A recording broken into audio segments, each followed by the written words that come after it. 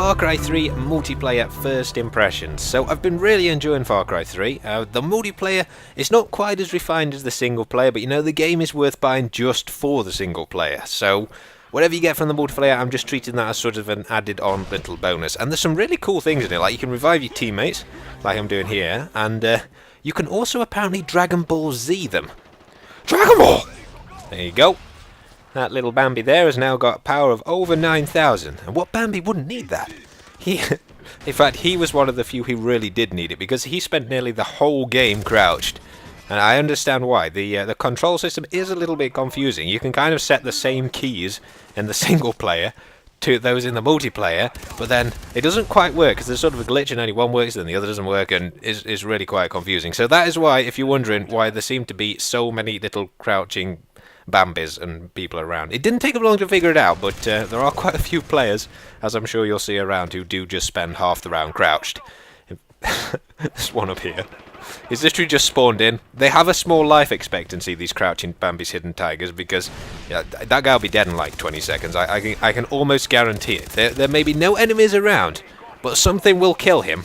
He'll either die of fright or whatever, but there we go. Died of fright. And bullets, apparently. Bullets and fright. That's what kills Bambis. But you know what? I've never been one of those guys who just like, well, team shit, better drink my own piss. I am going to drag these little fellas' head, coat and frickin' tails through this match. Even if it kills me. And it does kill me on several occasions. Enough crazy though. More about the game. I kind of like Far Cry 3. It's got very familiar first-person shooter controls. You know, you can spot, you can crouch, you can run about however you freaking want to run about. You can shoot. That's an important part of every first-person shooter game. But it's got some cool little things in it, like the battle cries, the Dragon Ball Zing, like the different score streaks you can have. The middle score streak puts down the sort of hallucinogen across a small area, and then whoever runs through it, it puts friendly fire on, and you can't tell who's a friendly and who's not. So the enemies start shooting one. It's really, really good. In fact, whilst I'm just out of the action here, bandaging myself, you get to bandage yourself once per life. I thought I'd show you this. So you'll probably need to pause it, as obviously I don't want to wreck the gameplay by having that up for too long. But that's my control system for pretty much every first-person shooter game.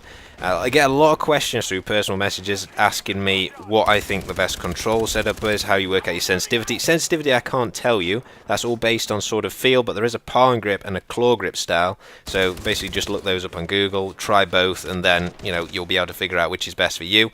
I use the claw grip. A lot of Counter-Strike and other pro players use the palm grip because it gives you better accuracy, but it's basically up to you.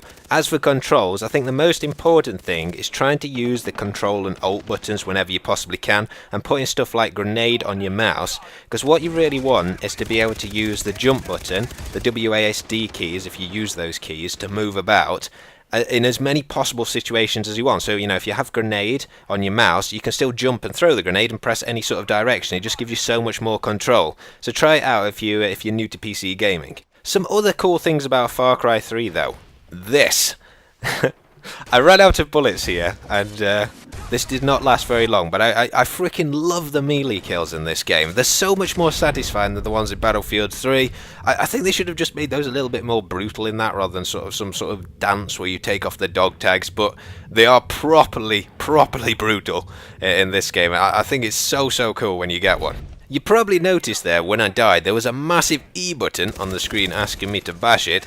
Basically, you get one chance per life to get revived. So I think just behind me, if I remember, yeah, there's a guy here who just gets killed. Little Ulas. We meet him later on. So after I've knifed this guy, I can go up and revive him. But if Ulas dies again, then he won't get another chance to be revived. Now, as you can see here, I just unlocked the scout score streak. You can see which score streaks and your progression in them to the right of the map in the bottom left-hand corner. So you get basically scouts, which is kind of like a UAV. Then you get the toxin, which I was telling you about before, and then you get sort of a kind of like barrel bomb airstrike kind of thing when you manage to max out the meter completely, and you get points for absolutely everything you do: captures, revives, whatever you can get points for it. Now, you may have noticed on that guy who killed me there that there was something in the kill cam called active effect, which he had, and that he also had 140% health. Now, he wasn't some Elite Scout hacksaw.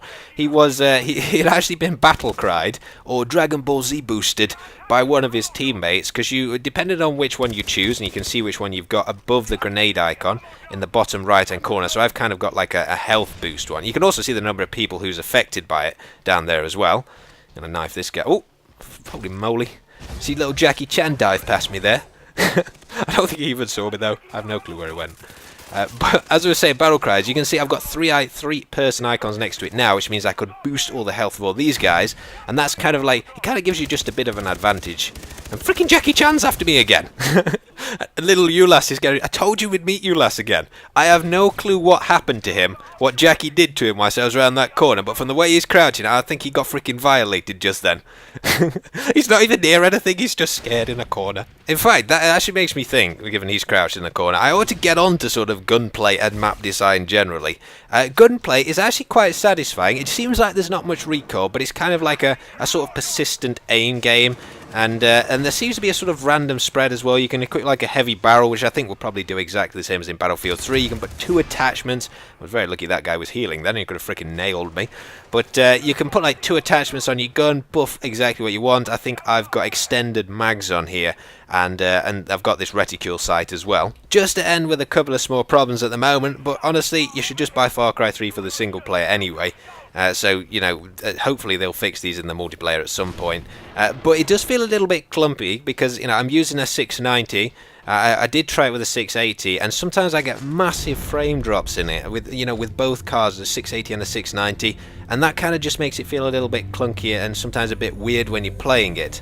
But anyway, the rounds come to end. Thanks for watching. I'm just going to show you the kill cam at the end here. It's not a kill cam, I don't know why I call it that, but basically the 3 top players get the opportunity to either save or kill the best guy. Should be the freaking worst guy, he's the reason we lost on the team that did lose. So that's what you're seeing here. I hope you enjoyed the video. If you could leave me a comment, a rating, it's much appreciated. And I'll see you guys in the next chapter.